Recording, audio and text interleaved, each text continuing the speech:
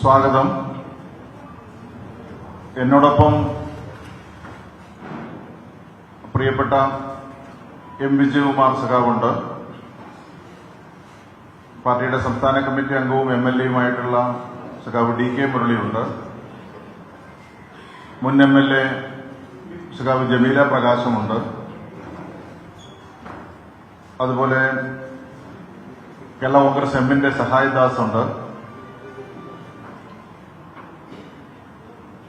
ജനതാദൾ എസിന്റെ ശ്രീ ഷാർങ്ങൻ നായരുണ്ട്. കേരള കോൺഗ്രസ് ബിയുടെ ഇപ്പോൾ സ്ഥാനാർത്ഥിയും കൂടിയായിട്ടുള്ള പൂജപ്പുര രാധാകൃഷ്ണനുണ്ട്. മറ്റ് നേതാക്കന്മാർ, വിവിധ കക്ഷികളുടെ നേതാക്കന്മാരെല്ലാം ഉണ്ട്. ഇന്നിപ്പോ തിരുവനന്തപുരം ജില്ലാ പഞ്ചായത്തിൽ മത്സരിക്കുന്ന ഇടതുപക്ഷ ജനാധിപത്യ മുന്നണിയുടെ 28 സ്ഥാനാർത്ഥികളെ പ്രഖ്യാപിക്കുകയാണ്. തിരുവനന്തപുരം ജില്ലാ പഞ്ചായത്തിൽ 28 ഡിവിഷനുകളാണ് ഉള്ളത്. 28 ഡിവിഷനുകളിലെയും സ്ഥാനാർത്ഥികളായിട്ടുണ്ട്. ആ 28 ഡിവിഷനിലെയും സ്ഥാനാർത്ഥികളെ പ്രഖ്യാപിക്കുകയാണ്. CPIM 21 സീറ്റുകളിലാണ് മത്സരിക്കുന്നത്. CPI 4 സീറ്റുകളിലാണ് മത്സരിക്കുന്നത്. ജനതാദൾ എസ് 1 സീറ്റിലാണ് മത്സരിക്കുന്നത്. RJD 1 സീറ്റിലാണ് മത്സരിക്കുന്നത്. കേരള കോൺഗ്രസ് എം 1 സീറ്റിലാണ് മത്സരിക്കുന്നത്. അങ്ങനെ 8 സീറ്റുകളിൽ 7 സീറ്റുകളിൽ ഘടകകക്ഷിയും 21 സീറ്റുകളിൽ CPIM-ഉമാണ് മത്സരിക്കുന്നത്. അതിലെ ആദ്യത്തെ ഡിവിഷൻ ഇലകമണ്ണാണ്. ഇലകമൺ ഡിവിഷനിൽ CPI-യുടെ സ്ഥാനാർത്ഥിയാണ് മത്സരിക്കുന്നത്. ആദർശ് ഇലകമൺ ആണ് മത്സരിക്കുന്നത്. നാവായിക്കുളം ഡിവിഷനിൽ CPM-ന്റെ സ്ഥാനാർത്ഥി BP മുരളി ആണ് മത്സരിക്കുന്നത്. കിളിമാനൂർ ഡിവിഷനിൽ CPM-ന്റെ സ്ഥാനാർത്ഥി ഫാത്തിമ ഹിസാന ആണ് മത്സരിക്കുന്നത്. കല്ലറയിൽ CPI-യുടെ സ്ഥാനാർത്ഥി പുലിപ്പാറ സന്തോഷാണ് മത്സരിക്കുന്നത്. വെഞ്ഞാറമൂടിൽ CPM-ന്റെ സ്ഥാനാർത്ഥി PV രാജേഷ് ആണ് മത്സരിക്കുന്നത്. ആനാട് ഡിവിഷനിൽ CPM-ന്റെ സ്ഥാനാർത്ഥി J യഹിയ ആണ് മത്സരിക്കുന്നത്. പാലോട് ഡിവിഷനിൽ CPIM-ന്റെ സ്ഥാനാർത്ഥി ഡോക്ടർ KR ഷൈജു ആണ് മത്സരിക്കുന്നത്. ആര്യനാട് CPM-ന്റെ സ്ഥാനാർത്ഥി അഡ്വക്കേറ്റ് N ഷൌക്കത്ത് അലിയാണ് മത്സരിക്കുന്നത്. വെള്ളനാട് CPIM-ന്റെ സ്ഥാനാർത്ഥി LP മായാദേവിയാണ് മത്സരിക്കുന്നത്. പൂവച്ചൽ ഡിവിഷനിൽ CPI-യുടെ സ്ഥാനാർത്ഥി അഡ്വക്കേറ്റ് V രാധികയാണ് മത്സരിക്കുന്നത്. ഒറ്റശേഖരമംഗലം ഗിരിജാകുമാരി CPIM-ന്റെ കാൻഡിഡേറ്റാണ്. വെള്ളറടയിൽ CPM-ന്റെ കാൻഡിഡേറ്റ് ആതിര ഗ്രേസ് TL ആണ് മത്സരിക്കുന്നത്. കുന്നത്തുകാലിൽ CPM-ന്റെ കാൻഡിഡേറ്റ് വിജയരാജി IV ആണ് മത്സരിക്കുന്നത്. പാറശാലയിൽ CPM-ന്റെ കാൻഡിഡേറ്റ് അഡ്വക്കേറ്റ് ബെൻ ഡാർവിനാണ് മത്സരിക്കുന്നത്. മരിയാപുരത്ത് കേരള കോൺഗ്രസ് എമ്മിന്റെ കാൻഡിഡേറ്റ് രാജൻ B പൊഴിയൂരാണ് മത്സരിക്കുന്നത്. കാഞ്ഞിരംകുളത്ത് ജനതാദൾ എസിന്റെ സ്ഥാനാർത്ഥി DR സെലിൻ ആണ് മത്സരിക്കുന്നത്. ബാലരാമപുരത്ത് CPM-ന്റെ കാൻഡിഡേറ്റ് അഡ്വക്കേറ്റ് SK പ്രീജയാണ് മത്സരിക്കുന്നത്. വെങ്ങാനൂർ RJD-യുടെ സ്ഥാനാർത്ഥി GS കലയാണ് മത്സരിക്കുന്നത്. പള്ളിച്ചലിൽ B ശോഭന CPI-യുടെ കാൻഡിഡേറ്റാണ്. മലയൻകീഴ് S സുരേഷ് ബാബു CPIM-ന്റെ കാൻഡിഡേറ്റാണ്. കരകുളം R പ്രീത CPIM-ന്റെ കാൻഡിഡേറ്റാണ്. പോത്തങ്കോട് കാർത്തിക S നായർ CPIM-ന്റെ കാൻഡിഡേറ്റാണ്. മുരുക്കുമ്പുഴ JB റാണി CPIM-ന്റെ കാൻഡിഡേറ്റാണ്. കിഴുവിലം അഞ്ചുതണ്ട് സുരേന്ദ്രൻ CPIM-ന്റെ കാൻഡിഡേറ്റാണ്. ചെറിയൻകീഴ് ഷീല S CPIM-ന്റെ കാൻഡിഡേറ്റാണ്. മണമ്പൂർ അഡ്വക്കേറ്റ് S ഷാജഹാൻ CPIM-ന്റെ കാൻഡിഡേറ്റാണ്. കല്ലമ്പലം V പ്രിയദർശിനി CPIM-ന്റെ കാൻഡിഡേറ്റാണ്. അങ്ങനെ 28 സ്ഥലങ്ങളിലാണ് നമ്മൾ ആകെ ഡിവിഷനുള്ളത്. 28 കാൻഡിഡേറ്റിനെയും നമ്മൾ പ്രഖ്യാപിക്കുകയാണ്. CPI മത്സരിക്കുന്ന 4 സ്ഥലങ്ങളിലാണ് ഞാൻ നേരത്തെ സൂചിപ്പിച്ചു. പൂവച്ചൽ, പള്ളിച്ചൽ, കല്ലറ, ഇലകമൺ 4 സ്ഥലത്തും അവരുടെ കാൻഡിഡേറ്റിനെ നൽകിയിട്ടുണ്ട്. മത്സരിക്കുന്നതിൽ ഏറ്റവും പ്രായം കൂടിയ ആള് BP മുരളിയാണ്. 2 ഏറ്റവും പ്രായം കുറഞ്ഞയാൾ 21 വയസ്സുള്ള ഫാത്തിമ ഹിസാനയാണ്. ഫാത്തിമ ഹിസാന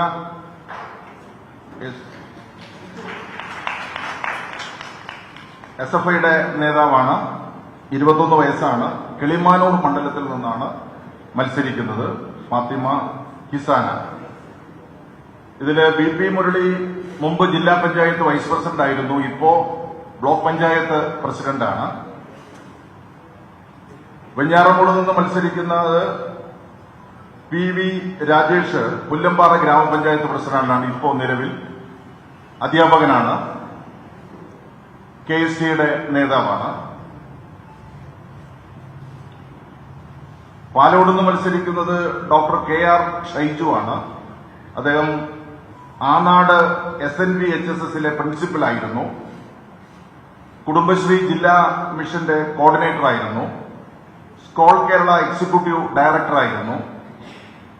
പ്രമുഖനായിട്ടുള്ള അധ്യാപകനാണ് അദ്ദേഹം പാലോട് ഡിവിഷനിൽ നിന്ന് മത്സരിക്കുകയാണ്. ആര്യനാട് ഡിവിഷനിൽ നിന്ന് മത്സരിക്കുന്നത് അഡ്വക്കേറ്റ് N ഷൌക്കത്ത് അലിയാണ്. കേരള സർവകലാശാല യൂണിയന്റെ ജനറൽ സെക്രട്ടറി ആയിരുന്നു അഡ്വക്കേറ്റ് ഷൌക്കത്ത് അലി. ഇപ്പോ അഭിഭാഷകനാണ്. നേരത്തെ പഞ്ചായത്ത് വൈസ് പ്രസിഡന്റ് ആയിരുന്നു ഉഴമരക്കൽ. വെള്ളനാട് മത്സരിക്കുന്ന മായാദേവിയും മുൻ ജില്ലാ പഞ്ചായത്ത് മെമ്പറായിരുന്നു. ഒറ്റശേഖരമംഗലത്ത് മത്സരിക്കുന്ന ഗിരിജകുമാരി മുൻ ആര്യങ്കോട് ഗ്രാമപഞ്ചായത്ത് പ്രസിഡന്റായിരുന്നു. വള്ളടയിൽ മത്സരിക്കുന്ന അഡ്വക്കേറ്റ് ആതിര അഭിഭാഷകയാണ്. പാറശാല മത്സരിക്കുന്ന അഡ്വക്കേറ്റ് ബെൻ ഡാർവിൻ സർവകലാശാല യൂണിയന്റെ മുൻ ചെയർമാനാണ്. ഇപ്പോ പാറശാല ബ്ലോക്ക് പഞ്ചായത്ത് പ്രസിഡന്റാണ്. നേരത്തെ ഒരു വട്ടം ജില്ലാ പഞ്ചായത്ത് അംഗമായിരുന്നു. DYFIയുടെ സംസ്ഥാന നേതാവൊക്കെ ആയിരുന്നു ബെൻ ഡാർവിൻ. ബാലരാമപുരത്ത് മത്സരിക്കുന്ന അഡ്വക്കേറ്റ് SK പ്രീജ മുമ്പ് ജില്ലാ പഞ്ചായത്ത് അംഗമായിരുന്നു. നിലവിൽ നേമം ബ്ലോക്ക് പഞ്ചായത്തിന്റെ പ്രസിഡന്റാണ്. അഖിലേന്ത്യാ കിസാൻ സഭയുടെ എല്ലാം നേതാവാണ്. മലയൻകീഴ് മത്സരിക്കുന്ന സുരേഷ് ബാബു നിലവിൽ മലയൻകീഴ് പഞ്ചായത്ത് വൈസ് പ്രസിഡന്റാണ്. DYFIയുടെ നിലവിലെ സംസ്ഥാന കമ്മിറ്റി അംഗമാണ്. കരകുളം ഡിവിഷനിൽ മത്സരിക്കുന്ന R പ്രീത മുൻ കരകുളം പഞ്ചായത്ത് പ്രസിഡന്റാണ്. CDSന്റെ ഭാരവാഹിയും ചെയർപേഴ്സണുമായിട്ടെല്ലാം പ്രവർത്തിക്കുന്നുണ്ട്. SCBയുടെ ഡയറക്ടർ ബോർഡ് മെമ്പറായും പ്രവർത്തിക്കുന്നുണ്ട്. പോത്തങ്കോട് മത്സരിക്കുന്ന കാർത്തിക കുമാരനാശാൻ ദേശീയ സാംസ്കാരിക ഇൻസ്റ്റിറ്റ്യൂട്ടിന്റെ വനിതാവേദിയുടെ അധ്യക്ഷയാണ്. കണിയാപുരത്ത് മത്സരിക്കുന്ന അഡ്വക്കേറ്റ് M റാഫി അഴൂർ ഗ്രാമപഞ്ചായത്തിന്റെ മുൻ വൈസ് പ്രസിഡന്റാണ്. മുരുക്കുമ്പുഴ മത്സരിക്കുന്ന JB റാണി CDSന്റെ ഭാരവാഹിയായി പ്രവർത്തിച്ചിട്ടുണ്ട്. കിഴുവലത്ത് മത്സരിക്കുന്ന അഞ്ചുതണ്ട് സുരേന്ദ്രൻ ബ്ലോക്ക് ഗ്രാമപഞ്ചായത്ത് മെമ്പറായിരുന്നു.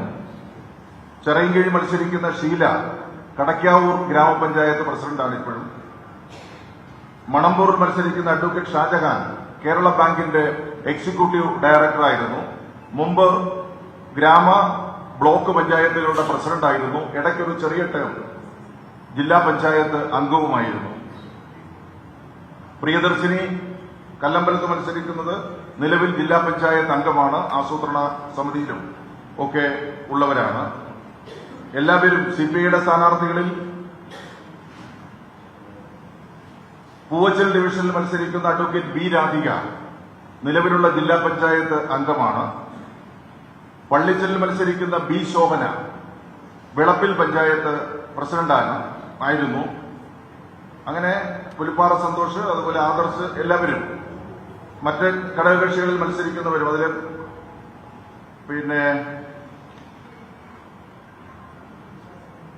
മരിയാപുരത്ത് മത്സരിക്കുന്നത് സാഹിത്യകാരനാണ്, എല്ലാവർക്കും അറിയാവുന്നയാളാണ് രാജൻ വി പൊഴിയൂര്. കാഞ്ഞിരംകുളത്ത് മത്സരിക്കുന്നയാളും വളരെ പ്രസിദ്ധിയായിട്ടുള്ളയാളാണ്. ബംഗാളൂർ മത്സരിക്കുന്നയാളും എല്ലാം ഈ നിലയിൽ പ്രസിദ്ധമായിട്ടുള്ള ആളുകളാണ്.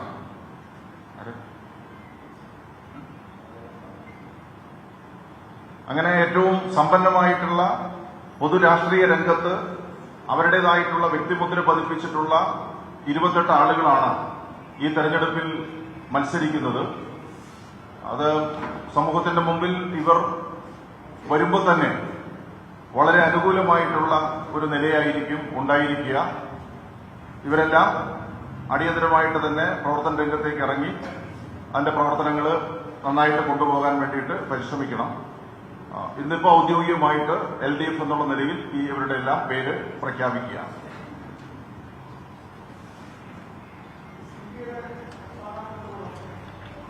CPIയുടെ സംസ്ഥാന സെക്രട്ടറി പങ്കെടുത്തുകൊണ്ടുള്ള മീറ്റിംഗ് നടക്കുകയാണ്. അതുകൊണ്ട് ഇവർക്ക് എത്തിച്ചേരാനായിട്ട് ബുദ്ധിമുട്ടുണ്ട്. ജില്ലാ സെക്രട്ടറി തന്നെ അത് ഈ പത്രസമ്മേളനത്തിൽ പറയണമെന്ന് ആവശ്യപ്പെട്ടു. അവരുടെ ഓഫീസിൽ നിന്നുള്ള മെയിലാണ് ഞങ്ങൾക്ക് അയച്ചു തന്നിട്ടുള്ളത്. അതുകൊണ്ട് പത്രക്കാരോട് സദയം ക്ഷമിക്കണം, ആ മീറ്റിംഗ് കഴിയാതെ വരാൻ പറ്റുന്നില്ല. ഈ ജില്ലാ പഞ്ചായത്തിലെ അവരുടെ സ്ഥാനാർത്ഥികൾ ഇപ്പോഴാണ് അവർ തീരുമാനിച്ച് നമുക്ക് മെയിൽ ചെയ്തു തന്നത്. അതിൻ്റെ ഒരു ബുദ്ധിമുട്ടുണ്ട്. കോർപ്പറേഷനിലെ ബാക്കി സ്ഥാനാർത്ഥികളെ സംബന്ധിച്ച് ഘടകകക്ഷികളുമായി ചെറിയ ചർച്ചകൾ നടന്നുകൊണ്ടിരിക്കുകയാണ്. ഇന്ന് വൈകുന്നേരം കൊണ്ട് അതിനകത്ത് പൂർത്തീകരിക്കാൻ വേണ്ടിയിട്ട് സാധിക്കും. അതിലൊരു പൗണ്ട് കടവ് എന്ന് പറയുന്ന സ്ഥലത്ത് റോക്കി രാജു CPIMന്റെ നോമിനിയാണ്, അത് തീരുമാനിച്ചിട്ടുണ്ട്. ബാക്കി കരമനയിൽ തീരുമാനിച്ചിട്ടുണ്ട്, അത് കേരള കോൺഗ്രസ് എമ്മിന്റെ സ്ഥാനാർത്ഥിയാണ് തീരുമാനിച്ചിട്ടുള്ളത്. വെങ്ങാനൂർ, കാലടി, ഫോർട്ട്, ശ്രീകണ്ഠേശ്വരം, മേലാങ്കോട്, ഭീമാപള്ളി ഒരു ചർച്ച ഇന്നിപ്പോ 3 മണിയോടുകൂടി പൂർത്തീകരിച്ച് വൈകുന്നേരത്തോടുകൂടി പ്രസ് റിലീസ് തരാനായിട്ട് സാധിക്കും. എന്താ പൗണ്ട് കടവ് CPIMന്റേതാണ്. റോക്കി രാജു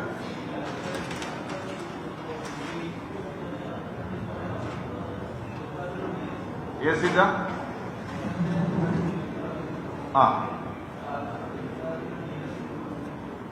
ഇല്ല, ഞങ്ങളോട് അങ്ങനെ സംസാരിച്ചിട്ടില്ല. ആദ്യം ഒരു പ്രാവശ്യം CPI ഒരു സീറ്റ് തരാൻ വേണ്ടിയിട്ട് പറഞ്ഞിരുന്നു. പിന്നെ അതിനുശേഷം 2 ബ്ലോക്ക് സീറ്റുകൾ അധികമായി കൊടുക്കണം എന്ന് പറഞ്ഞിരുന്നു. 2 ബ്ലോക്ക് സീറ്റുകൾ കൊടുക്കാമെന്നുള്ളതിൽ സമ്മതിച്ചിട്ടുണ്ട്. ഒരു ബ്ലോക്ക് സീറ്റ്, മുതാക്കൽ സീറ്റ് ഇപ്പൊ തന്നെ നമ്മൾ കൊടുത്തിട്ടുണ്ട്. ഒരു സീറ്റ് കൂടി ഇന്ന് വൈകുന്നേരത്തിനുള്ളിൽ കൊടുക്കും.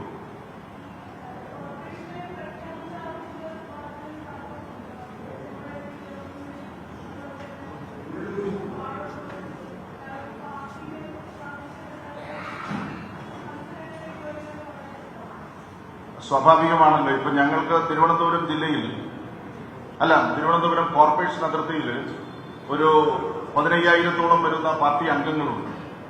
ഈ 15,000 പേരിൽ നിന്നാണ് 70 ആളുകളെ തെരഞ്ഞെടുക്കുക എന്ന് പറയുന്നത്, സ്ഥാനാർത്ഥികളാകാൻ തെരഞ്ഞെടുക്കുക എന്നുള്ളത്. അപ്പോൾ ചില സ്ഥാനാർത്ഥി ആകാൻ പറ്റാത്തവർക്കെല്ലാം ചില വൈഷമ്യങ്ങളും ബുദ്ധിമുട്ടുകളും പ്രയാസങ്ങളും എല്ലാം പറയും. പക്ഷെ അതെല്ലാം ഞങ്ങൾ പരിഹരിക്കും. ഈ പറയുന്നതിലൊന്നും ഒരു അർത്ഥവുമില്ല. ഇടതുപക്ഷത്തിന് ഒരു റബൽ സ്ഥാനാർത്ഥിയും ഉണ്ടാകില്ല. അത് കൃത്യമായിട്ട് തന്നെ അത്തരം കാര്യങ്ങളിൽ ഞങ്ങൾ ഇടപെട്ട് അവരുടെ തെറ്റിദ്ധാരണകൾ, ആരെങ്കിലും 1-2 ആളുകൾക്കുള്ള തെറ്റിദ്ധാരണകൾ ഉണ്ടെങ്കിൽ തിരുത്തും. പിന്നെ ഇന്നലെ ഒരു ആള് പത്രസമ്മേളനം അല്ലെങ്കിൽ പത്രക്കാരോട് പറഞ്ഞ കാര്യങ്ങളെ സംബന്ധിച്ചിടത്തോളം ഇന്നിപ്പോ കടകംപള്ളി സുരേന്ദ്രനും അവിടുത്തെ പാർട്ടി നേതാക്കന്മാരും ഉച്ചയ്ക്ക് മീഡിയയെ കാണുന്നുണ്ട്. അതിന്റെ വിശദമായിട്ടുള്ള വിവരങ്ങൾ പറയും. എല്ലാ തെരഞ്ഞെടുപ്പ് കഴിയുമ്പോഴും ഇവരിങ്ങനെയാണ്. തെരഞ്ഞെടുപ്പിൽ വരുമ്പോൾ സ്ഥാനാർത്ഥിയായില്ലെങ്കിൽ ഇങ്ങനെ വിട്ടുപോവുക, കുറച്ച് കഴിയുമ്പോൾ മാപ്പെഴുതി തന്ന് തിരിച്ചു വരിക, അങ്ങനെയാണ് ഇവരുടെ ഒരു പ്രകൃതം. അപ്പൊ അതിന്റെ ഡീറ്റെയിൽസ് എല്ലാം ഉച്ചയ്ക്ക് 2 മണിക്ക് MLA തന്നെ പത്രസമ്മേളനം കഴക്കൂട്ടത്ത് വിളിച്ചിട്ടുണ്ട്. അപ്പോൾ ഡീറ്റെയിൽ ആയിട്ടുള്ള വിവരം അവിടെ പറയും. റബൽ സ്ഥാനാർത്ഥികളൊന്നും ഇടതുപക്ഷത്തിനുണ്ടാകില്ല. എല്ലാവരും ഒറ്റക്കെട്ടായി ഐക്യത്തോടുകൂടി ഈ തെരഞ്ഞെടുപ്പിനെ നയിക്കും.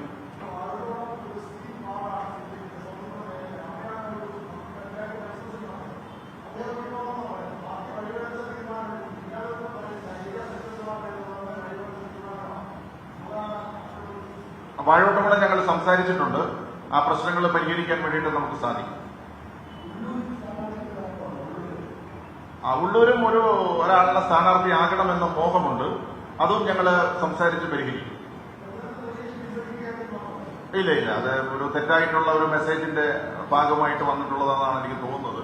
നമ്മൾ ഔദ്യോഗികമായിട്ട് സ്ഥാനാർത്ഥികളെ പ്രഖ്യാപിക്കുന്നത് ഞങ്ങൾക്കൊരു രീതിയുണ്ട്. അതായത് ആദ്യം ലീഡർഷിപ്പ് ഒന്ന് ആലോചിക്കും. അവിടുത്തെ ഞങ്ങളുടെ പാർട്ടി സഖാക്കളുമായിട്ട് പാർട്ടി കമ്മിറ്റി ഉണ്ടാവും, തെരഞ്ഞെടുപ്പ് കമ്മിറ്റി ഉണ്ടാവും.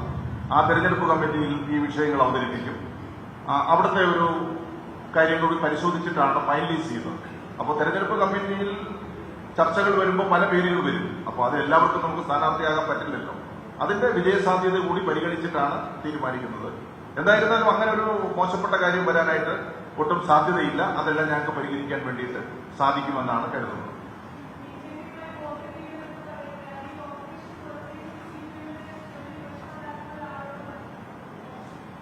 അത് യഥാർത്ഥത്തിൽ നമ്മൾ മനസ്സിലാക്കേണ്ടത് ആരാ ഈ രാജ്യത്ത് BJPയുമായിട്ട് ഏറ്റുമുട്ടുന്ന രാഷ്ട്രീയ പ്രസ്ഥാനം ഏതാണ്? BJPയുമായിട്ട് ഏറ്റുമുട്ടുന്ന രാഷ്ട്രീയ പ്രസ്ഥാനം കോൺഗ്രസ് അല്ല, യഥാർത്ഥത്തിൽ CPIM ആണ്. ഞങ്ങളുടെ എത്ര സഖാക്കളെയാണ് ഇവർ കൊല ചെയ്യപ്പെട്ടിട്ടുള്ളത്? അങ്ങനെയുള്ള ആളുകളുമായിട്ട് ഞങ്ങൾ ഒത്തുചേരുമോ? ഞങ്ങളുടെ വോട്ട് അവർക്ക് കൊടുക്കുമോ? ഒരു കാരണവശാലും നടക്കാത്ത കാര്യമാണ്. പിന്നെ ചില ആളുകൾ ഉപയോഗപ്പെടുത്തി പുകമറ സൃഷ്ടിക്കാം. അതെല്ലാം നാട്ടിലെ ജനങ്ങൾക്ക് നല്ല ബോധ്യമുള്ളതാണ്. അതിലൊന്നും ഒരു വാസ്തവവും അക്കാര്യത്തിലില്ല. ഞങ്ങൾ ഡീറ്റെയിൽ ആയിട്ടുള്ള കാര്യങ്ങൾ ഈ പറഞ്ഞ ആളുകളെ സംബന്ധിച്ചിടത്തോളമുള്ള ഡീറ്റെയിൽ ആയിട്ടുള്ള കാര്യങ്ങൾ ഇന്ന് ഉച്ചയ്ക്ക് ശേഷം MLAയുടെ നേതൃത്വത്തിൽ പാർട്ടി നേതാക്കന്മാര് അവിടെ പത്രസമ്മേളനം നടത്തി വിശദീകരിക്കും.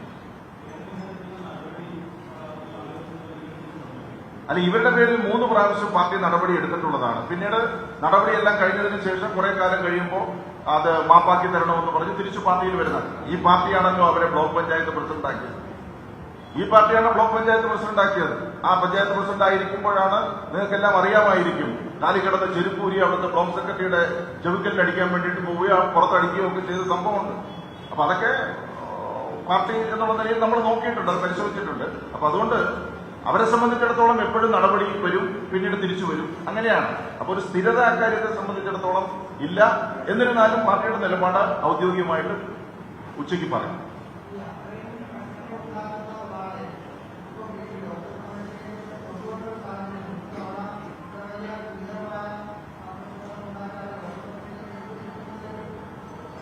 അത് നമുക്ക് സ്വാഭാവികമായിട്ടൊരു തെറ്റ് എനിക്ക് വന്നുപോയി, മേലിൽ ഇത് ആവർത്തിക്കില്ല എന്ന് പറയുമ്പോൾ ഒരു വനിതാ സഖാവാണ്, സ്വാഭാവികമായി നമ്മുടെ കൂടെ ഉണ്ടായിരുന്നയാളാണ്, സഹയാത്രികയാണ്. ആ നിലയിലേക്ക് ചില വിട്ടുവീഴ്ചകൾ പാർട്ടിക്ക് ചിലപ്പോൾ സമയങ്ങളിൽ ചെയ്യേണ്ടതായിട്ട് വരും. അങ്ങനെ ചില വിട്ടുവീഴ്ചകൾ ഇക്കാര്യത്തിലും വന്നിട്ടുണ്ട് എന്നുള്ളത് വാസ്തവമാണ്.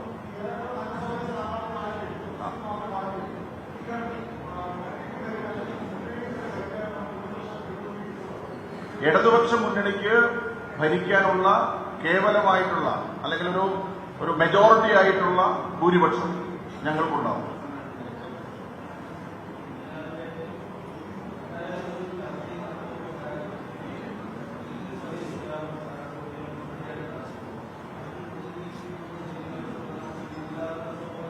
ഇല്ല, അതൊന്നും നിങ്ങൾ അതിനെ ഒരു വലിയ മുഴപ്പിച്ച് കാണിക്കേണ്ട. ഇപ്പൊ ഇന്ന് തന്നെ ചില വാർത്തകൾ വന്നു, മുഴപ്പിച്ച് കാണിക്കേണ്ട കാര്യമില്ല. ഞാൻ പറഞ്ഞല്ലോ, അവരുടെ ജില്ലാ കമ്മിറ്റി ഓഫീസിൽ നിന്ന് എനിക്ക് ഞങ്ങളുടെ ഓഫീസിലേക്ക് അഡ്രസ് ചെയ്തുകൊണ്ട് തന്നുള്ള മെയിലാണിത്.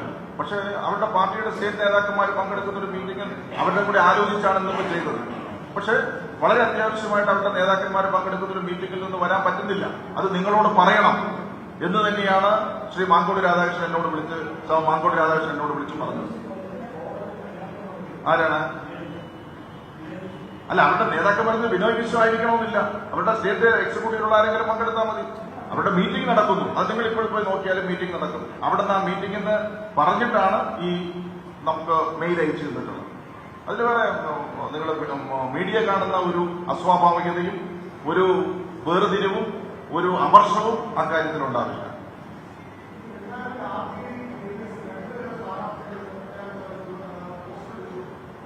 അത് ചില വിഷയങ്ങളിൽ വന്നിട്ടുണ്ട്. അതിന്ന് പരിഹരിക്കും. ഉച്ചയോടുകൂടി പരിഹരിക്കും. അതിനകത്ത് സ്വാഭാവികമാണല്ലോ, ചില സ്ഥാനാർത്ഥികളെ നേരത്തെ അങ്ങ് വന്നുപോയി, അപ്പോൾ തിരിച്ച് വേറെ വരുന്നു. അപ്പൊ അതെല്ലാം ചില പ്രശ്നങ്ങളാണ്. വളരെ ഈ 101 മണ്ഡലങ്ങൾ വരുമ്പോൾ ചിലപ്പോൾ ഒരു സ്ഥലത്തോ 1.5 സ്ഥലത്തോ ഒക്കെ ചെറിയ കാര്യങ്ങൾ വരും. അത് നിങ്ങൾ കൂടെ സഹായിക്കണം, ഒന്ന് കണ്ടടയ്ക്കണം. വേറെ കാര്യമൊന്നുമില്ല. അതിനൊന്നും പൊലിപ്പിച്ച് കാണിക്കില്ല എന്നുള്ളതാണ്. RJD അവര് ഈ മോശമല്ലാത്ത നിലയിൽ അവരുടെ ആളുണ്ട്.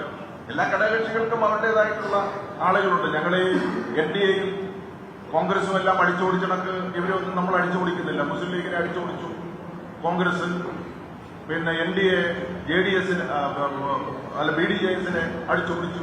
ഞങ്ങൾ അങ്ങനെയൊന്നുമില്ല. എല്ലാവരും ഞങ്ങൾ ചേരുന്നതാണ്. ഒരുമിച്ച് ചേർത്ത് തന്നെയാണ് ഞങ്ങൾ പോകുന്നത്. അവരുടെ എന്തെങ്കിലും ഒരു വീഴ്ച വന്നാലും ഞങ്ങളെ സഹായിക്കും. കൂടെ താങ്ങി നിർത്തി തന്നെ അവരെ കൊണ്ടുപോകും.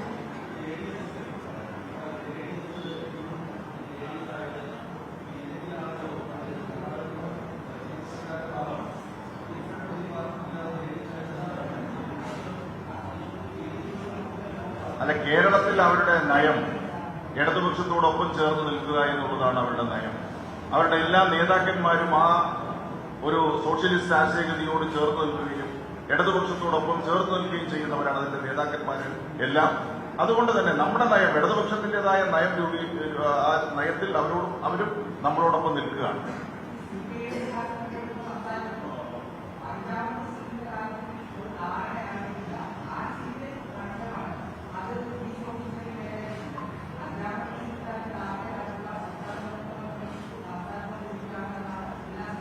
എന്നാ എന്നോട് പറയണ്ടേ, നിങ്ങൾ പ്രഖ്യാപിക്കരുതെന്ന് പറയണ്ടേ? അത് പറഞ്ഞില്ലല്ലോ. അതൊന്നും നിങ്ങൾ വിചാരിക്കുന്ന പോലുള്ള ഒരു കാര്യവും അതിനകത്തില്ല. വളരെ സുതാര്യമായി ഇടതുപക്ഷം 28 സ്ഥാനാർത്ഥികളെയും പ്രഖ്യാപിച്ചിട്ടുണ്ട്. അതിലൊരു വ്യത്യാസവും മാറ്റവും വരില്ല. എല്ലാവരും കൂടി ചേർന്നുകൊണ്ടുള്ള ഒരു പ്രഖ്യാപനം ആണ്. അതിൽ ഇപ്പോ എത്തിച്ചേരാൻ പറ്റിയില്ല എന്നുള്ള ഒരു ചെറിയ കാര്യം മാത്രമേ ഉള്ളൂ. ജില്ലാ പഞ്ചായത്തിന്റെ കാര്യത്തിൽ 28 സീറ്റാണ്. 28 സീറ്റും LDF ആയിട്ട് ആ രോഡിൽ യോജിച്ച കൂടി CPI ഉൾപ്പെടെ കൂടിയാലോചിച്ച് തീരുമാനിച്ചതിന്റെ അടിസ്ഥാനത്തിലുള്ള പ്രഖ്യാപനമാണ്. ആരും സംശയമുണ്ടാകുന്ന കാര്യം ജില്ലാ പഞ്ചായത്ത് കഴിഞ്ഞ 26 സീറ്റ് ഉണ്ടായിരുന്നു. അതിൽ 21 സീറ്റും LDF ആണ്. കേരളത്തിലെ ഏറ്റവും വലിയ വിജയമാണ് ഇത്തവണയോ അതിനേക്കാൾ വലിയ വിജയം ജില്ലാ പഞ്ചായത്തിനുണ്ടാകും. അതാണ് ഇത്തവണത്തെ അനുഭവം. പിന്നെ കോർപ്പറേഷന്റെ കാര്യങ്ങൾ പറഞ്ഞു. കോർപ്പറേഷന്റെ 101 വാർഡുകളിലെ തെരഞ്ഞെടുപ്പ് കൺവെൻഷൻ 18-ാം തീയതി വൈകുന്നേരം പുത്തരിക്കണ്ടം മൈതാനത്ത് എല്ലാവരെയും അനുസരിച്ചുകൊണ്ട് ചേരുന്നുണ്ട്. അത് ഉദ്ഘാടനം ചെയ്യുന്നത് നമ്മുടെ മുഖ്യമന്ത്രി സഖാവ് പിണറായി വിജയനാണ്. 18-ാം തീയതി വൈകിട്ടല്ല. വെള്ളനാട് ശശി വെള്ളനാട് പഞ്ചായത്തിൽ മത്സരിക്കുന്നുണ്ട്, ഗ്രാമപഞ്ചായത്തിൽ മത്സരിക്കുന്നുണ്ട്. ജില്ലാ പഞ്ചായത്തിൽ മത്സരിക്കാൻ സാധിക്കുന്നു.